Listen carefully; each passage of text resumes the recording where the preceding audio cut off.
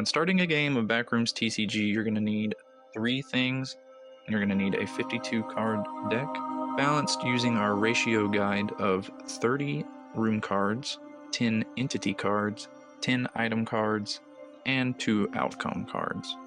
You also need a coin or token with a heads or tails side. We have a movement token available on our website.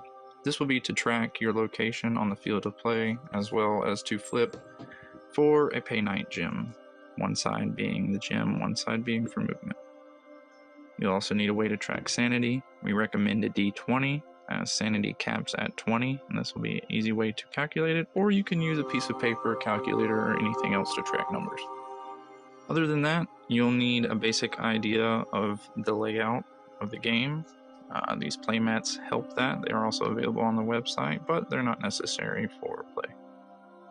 As long as you understand the basic layout of the 8-card circle for the field of play, you have a separate space for inventory, your pool pile, your discard pile, and next level decks, which you don't really need at this point as we don't have expansions. So on your first round, known as the no clip round, you're going to shuffle your deck, then you'll draw 12 cards.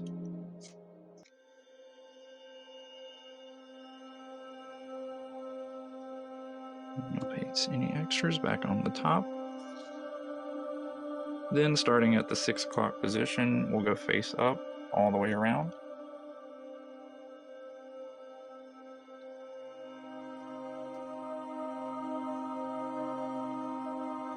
With the remaining 4 cards being your deck in hand, which will stay face down and to the side. When no clipping, you will look for the first available room card starting at the 6 o'clock position. If there's no room card available, you'll move around clockwise until you find one. In this case, hallway is right here. Now that your position has been set, you will pick up one item off of the playing field, engage a friendly or an unfriendly entity. You can do either 3 things in any order. So in this case, I will take one item off the field of play, the electric tennis ball, and then we will engage this friendly entity, Deathmoth. Deathmoth does not have to be defeated. Since it is a friendly entity, all you have to do is read the card's description and perform any actions described. Also take into account any card count score or sanity effects. So for this card's description, you will pull the first item off the top of your pool pile, then reshuffle the deck. So no item. Then we found another tennis ball. So a tennis ball will go in our inventory. Then, in theory, we would shuffle the deck, but for sake of brevity, we will not. Okay, moving forward, you would discard your friendly entity, since we performed its description, and then move on to engaging one unfriendly entity. In this case, it would be Smiler. Now, Smiler moves into the field of play. We calculate any sanity. So, Smiler is -4, taking us to 16. After your sanity has been calculated, then you will calculate the card count score on the entity, this one being taking 1 from your deck in hand. So we'll take 1 and we'll move it to the bottom of our pool pile. Then we can engage the entity with any items that we have. Currently we have 2 electric tennis balls, so we'll use 1. We'll place it sideways on the entity to indicate its use. And then we know that it has 1 HP left in its health. After this, we'll move on to our next movement round.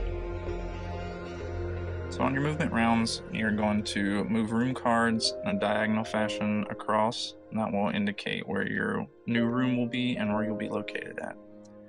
So with this comes a few mechanics. You cannot cover certain cards like the Void or any other permanent fixtures on the field of play. You cannot cover unfriendly entity cards, but you can cover friendlies and you can cover items. So for this gameplay scenario, we cannot cover the Void with Punctured Hull, but we can move Dead End and we can move Corner.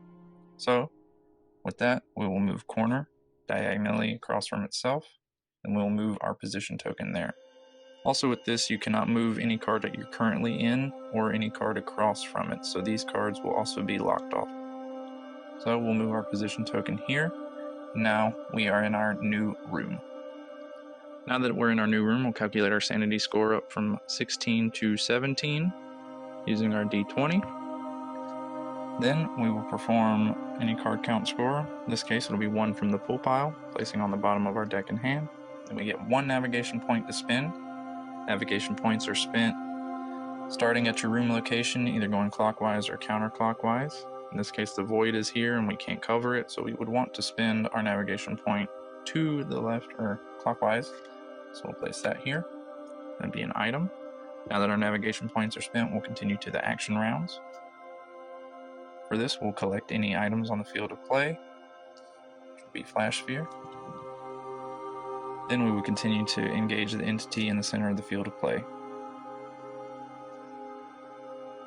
Sanity is only calculated on the first initial encounter with an entity and will not be calculated on any reoccurring round after. The only thing that is calculated every reoccurring round is the card count score, so we will use that item defeating this entity and giving us a flip for our Painite gem, which we can flip for. In this case, we landed on it, so place that there. So then we would discard every card from this engagement to the discard pile. On your movement round, just like before, you can't move any card that you're currently in or cover any fixed cards on the playing field. So for this one, we'll move hallway diagonally from itself, move our token over there. We'll calculate our sanity score, which would be a +3 for the hallway, taking us back up to 20. And we will calculate our card count score, which is 3 from the full pile. Then we have 2 navigation points to spend. Same way as before, starting at your room card, going counterclockwise or clockwise, depending on which way you think would be better. In this case, we have a permanent here, so that would count as 1 against our navigation score, so we would only be able to place 1 here. Now with this, I think it's smarter to go this way, so let's place 1, 2 here. So with this, we have played hallway and golden stairs. Golden stairs being the ultimate outcome to win this game. You could essentially win the game just by, on your next movement round, taking the golden stairs, moving it diagonally to an open room spot, moving your token there, you have escaped. It's not always going to work out that way. There will be more entities that might come up. Golden stairs may never come up until way later in the game. There's other factors that may come into play. So every game kind of goes different and we'll never play the same twice.